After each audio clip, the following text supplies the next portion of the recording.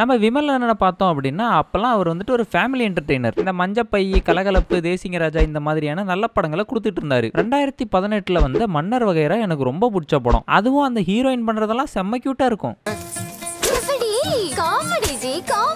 ஆனா என் ஃப்ரெண்ட் சர்க்கிள்ல கேட்டதுக்கு அது கொஞ்சம் கிரிஞ்சா இருக்குன்னு சொன்னானுங்க. பட் எனக்கு அது பிடிச்சிருந்துச்சு.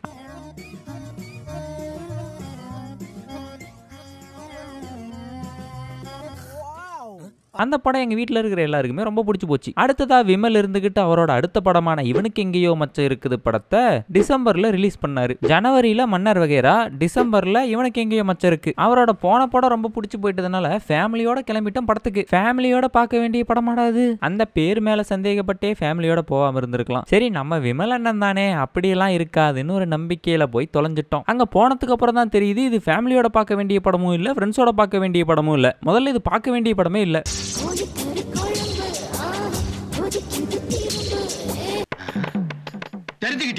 அன்னைக்கு இந்த படத்தை பார்த்து முடிச்சதுக்கு அப்புறம்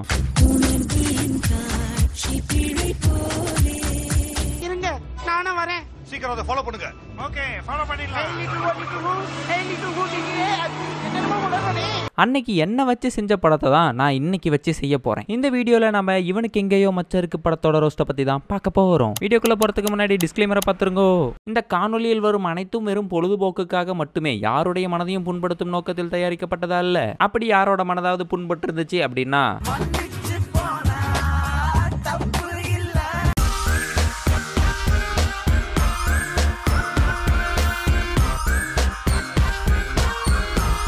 இந்த படத்துல ஹீரோவோட இன்ட்ரோவே செம டிஃபரெண்டா யோசிச்சிருப்பாங்க. உலக வரலாற்றிலே இப்படி ஒரு இன்ட்ரோ நீங்க பாத்துருக்க மாட்டீங்க. இந்த இன்ட்ரோவை பார்த்ததுக்கு அப்புறம் ஒரு மனுஷனால இதை விட கேவலமா இன்ட்ரோ பண்ணிட முடியுமா அப்படின்னு உங்களுக்கு தோணிரும் பாருங்களேன். நம்ம சிங்கம்புலியோட பையன் இருந்துகிட்டு அப்பா எனக்கு கால் கழுவி விடுப்பான்னு வந்து நின்றுட்டு இருப்பான். இத்தா தண்டி வளர்ந்துட்டியே இன்னமும் கக்கா கழுவு மாட்டியான்னு அவங்க அப்பா திட்டிட்டு இருக்காரு. காயறதுக்குள்ள வந்து கழுவி விடுப்பாங்கிறான் அவன். நம்ம சிங்கம்புலி தண்ணி எடுத்து பையனோட பின்னாடி தெளிக்க அப்படியே நம்ம ஹீரோவோட ஃபேஸ்ல தண்ணி தெளிச்சு இன்ட்ரோ.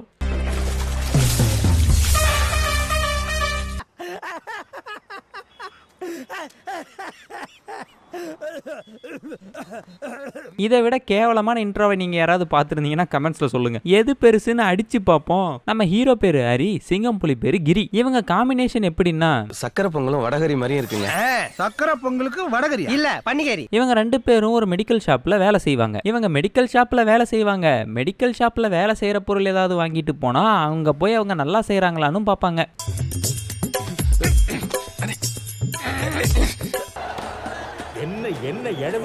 அப்புறம் இதுதான் நம்ம ஹீரோயின். இவங்க வந்துட்டு ஒரு திறந்த புத்தகம். அவ்வளோ கத்துக்கலாமா? இல்ல, அவங்க எப்பவுமே ஓப்பனாவே தான் இருப்பாங்க. ஓ, இதுதான் ஓப்பன் டைப்புங்கிறதோ. நம்ம ஹீரோவுக்கும் ஹீரோயினோட அக்காவுக்கும் ஒரு ராங் கனெக்ஷன் வேற ஓடிட்டு இருக்கும். இந்த ஹரி கிரி ரெண்டு பேர்த்தோட வேலை என்னன்னு பார்த்தோமா, பகலெல்லாம் மெடிக்கல் ஷாப்ல வேலையை பார்த்துட்டு நைட்டெல்லாம் போயிட்டு ஆள் இல்லாத அபார்ட்மெண்ட்ல ஆட்டையை போடுவாங்க. இதுல கொடுமை என்னன்னு பாத்தீங்கன்னா, இவரு பாட்டுக்கு ஹீரோயினோட வீட்டுக்குள்ள வருவாரு, ஹீரோயினோட கையை பிடிப்பாரு, கிட்ட போவாரு. அப்பெல்லாம் நம்ம ஹீரோவை ஹீரோயின் லவ் பண்ண மாட்டாங்க. அவங்க அக்கா கூட இருக்கிற கள்ள தொடர்பை கட் பண்ணிடுவாரு, அப்பயும் லவ் பண்ண மாட்டாங்க. அவங்களுக்கு எப்படி லவ் வருதுன்னு கொஞ்சம் பாருங்க.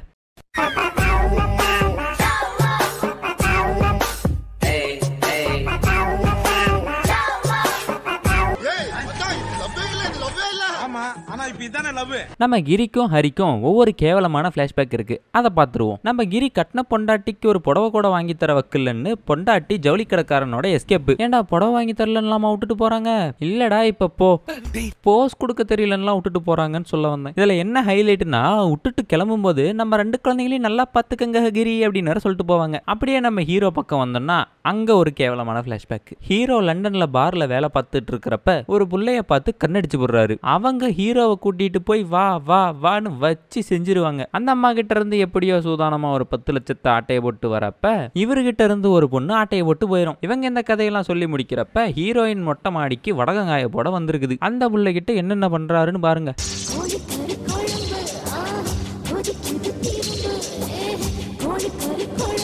நிறுத்துடா. என்னடா என்ன பேச வைக்கிறியா?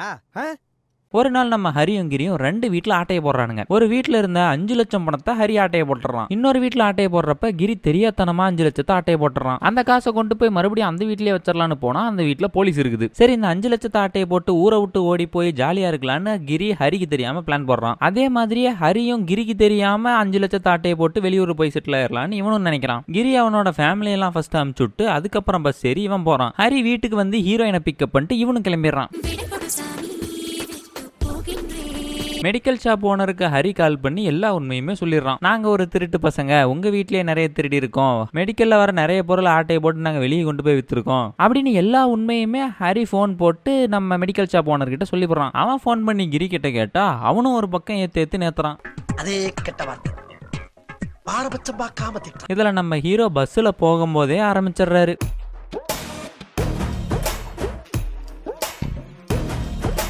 சொல்றதே தெரியல. ஃபுல்லா வந்து Dress ரிமூவ் பண்ணிட்டுலாம் பல பேர் வந்து நடந்துருக்கு. அந்த இடத்துல போடுறாங்க இன்டர்மிஷனை. என்ன ஒரு கிரியேட்டிவிட்டி. நம்ம மெடிக்கல் ஷாப் ஓனர் இருந்துகிட்டு ஹரி மேலேயும் கிரி மேலேயும் கம்ப்ளைண்ட் கொடுக்கறதுக்காக வந்திருக்காரு. சொல்லுங்க சார், ஹரியும் கிரியும் உங்ககிட்ட இருந்து என்னத்தான் ஆட்டையை போட்டாங்க? என் வீட்டுல இருந்து எதுவுமே காணாம போகல மேடம், ஆனா அவங்க என் வீட்டுல இருந்து ஆட்டையை போட்டாங்க. என்னையா சொல்ற? வீட்டுல எதுவுமே காணாம போலங்கிற, ஆட்டையை போட்டாங்கன்ற பைத்தியமணி. என் வீட்டுல எதுவுமே காணாம போல மேடம், ஆனா என் வீட்டுல ஆட்டையை போட்டேன் அவனுங்களே போன் பண்ணி என்கிட்ட சொன்னானுங்க. யோ, இதுக்கெல்லாம் எப்படியா கேஸ் போட முடியும்? மேடம், ஏதாவது ஒரு கேஸா போடுங்க மேடம். குட்டிங்களோட ஏதாவது லாட்ஜ்ல இருப்பாங்க. நம்ம ஹீரோ பஸ்ல வரப்பயே சும்மா இல்ல, இதுல ரூம் போட்டு சும்மா இருப்பாருன்னு நான் நினைக்கிறீங்க?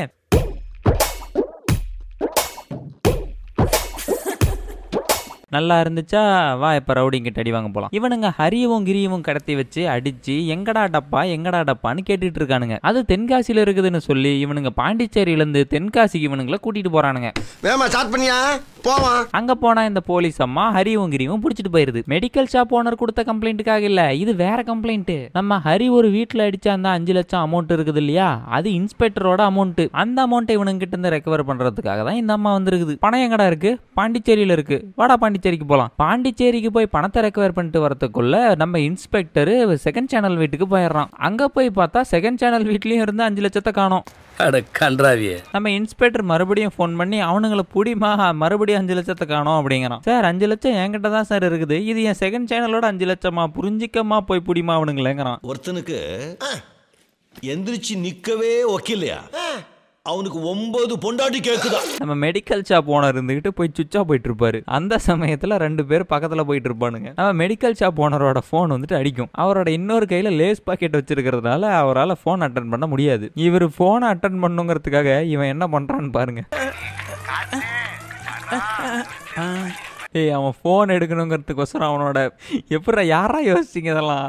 சேவை மனப்பான்மையோட தான் ஈடுபட்டு இருக்கிறேன். நம்ம ஹரியும் கிரியும் டப்பா கேட்டு ஒரு கேங் வந்துட்டு துரத்திட்டு இருந்திருக்கும் இல்லையா, அந்த கேங் மறுபடியும் இவனுங்களை துரத்த ஆரம்பிச்சிருக்கும். இவனுங்கிட்ட மாட்டினா ரொம்ப அடிக்கிறானுங்களா, நம்ம போலீஸ் கிட்டே போய் மாட்டிக்கலாம், மறுபடியும் போலீஸ் கிட்டே போய் மாட்டிக்குவானுங்க. அந்த டப்பா கேட்டு துரத்துற கேங் வந்துட்டு ஆனந்த்ராஜோட கேங். நம்ம ஆனந்த்ராஜ் இருந்துகிட்டு இந்த மாதிரி டப்பாவை பார்த்தா நீ கண்டுக்க கூடாதுரா, அதுக்காக தான் உனக்கு இந்த 5 லட்சம் அப்படின்னு சொல்லி 10 லட்சம் கொடுத்துருப்பாரு நம்ம இன்ஸ்பெக்டர் கிட்ட. அந்த 10 லட்சத்தை தான் இவனுங்க அடிச்சுட்டு போயிட்டானுங்க. நம்ம ஆனந்த்ராஜ் இன்ஸ்பெக்டருக்கு போனை போட்டு டே அவனுங்களை விட சொல்றா அப்படின்னு சொல்லி சொல்றாரு. வெளியே விட்ட உடனே இவனுங்க ஒரு ஆட்டோ ஏறி கிளம்புவானுங்க. போறப்ப இன்னொரு கேங் வந்துட்டு இவனுங்களை கடத்திட்டு போயிடும். அது யாருன்னு பார்த்தோமா, நம்ம ஹீரோயினோட அப்பா கேங். எத்தனை பேருடா?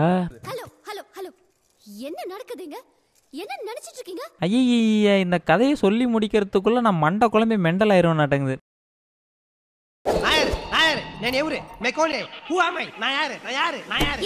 அந்த இடத்துல ஆனந்த்ராஜ் கேங்கும் உள்ள பூந்துருவாங்க. அப்புறம் இந்த லண்டன் கேங் இருந்துகிட்டு நாங்க என்ன சொம்பையா அப்படின்னு அந்த அம்மாவும் வந்துரும். அந்த அம்மா வந்து ஷூட் அவுட் எல்லாம் நடத்தி ஹரின்னு நினைச்சு கிரிய கூட்டிட்டு போய் இப்ப இந்த லண்டன் பார்ட்டிக்கு தேவை ஹரி, இப்ப நம்ம ஆனந்த்ராஜ் கேங்குக்கு தேவை கிரி. அதுக்காக என்ன பண்ண வந்திருக்காங்கன்னா, நம்ம 2 பேரும் சேர்ந்து ஒண்ணு பண்ணுவோமா? அப்புறம் கிரிய கூட்டிட்டு வந்து எப்பா எங்கப்பா அந்த டப்பான்னு கேட்டா, புடிங்கடா அவனையும். ஹரி எல்லாம் கொடுக்க முடியாது அப்படின்னு சொல்லி அந்த லண்டன் பார்ட்டி சொல்றா. நீ ஃபர்ஸ்ட் ஹரியை அனுப்பு, அவங்ககிட்ட இருந்து நாங்க பாக்ஸ் வாங்கிக்கிறோம், அதுக்கப்புறம் உங்ககிட்டயே திருப்பி கொடுத்துறோம். Okay deal. அந்த இடத்துக்கு எல்லாருமே பிரசன்ட் ஆயிடுறாங்க. ஏன்னா இது கிளைமேக்ஸ் இல்லையா. அண்ணாச்சிக்கு பர்த்டேன்னு சொல்லி ஒரு கேக் ஆர்டர் வர அதை வெட்ட போன ஆனந்த்ராஜை சுட்டு தள்ளிடுறாங்க. அந்த ஷூட் அவுட்ல நம்ம ஹரியும் கிரியும் மட்டும் தப்பிச்சு வந்துடுறாங்க. எப்படியோ அப்படி இப்படின்னு கடைசியா அந்த டப்பா வந்துட்டு கண்டுபிடிச்சிடுறானுங்க. அத்தோட படம் வந்துட்டு முடிஞ்சிருது. விடைபெறுவதற்கு முன்பு இனிய தமிழ் புத்தாண்டு நல்வாழ்த்துக்களை சொல்லி விடைபெறுகிறேன். நன்றி, வணக்கம்.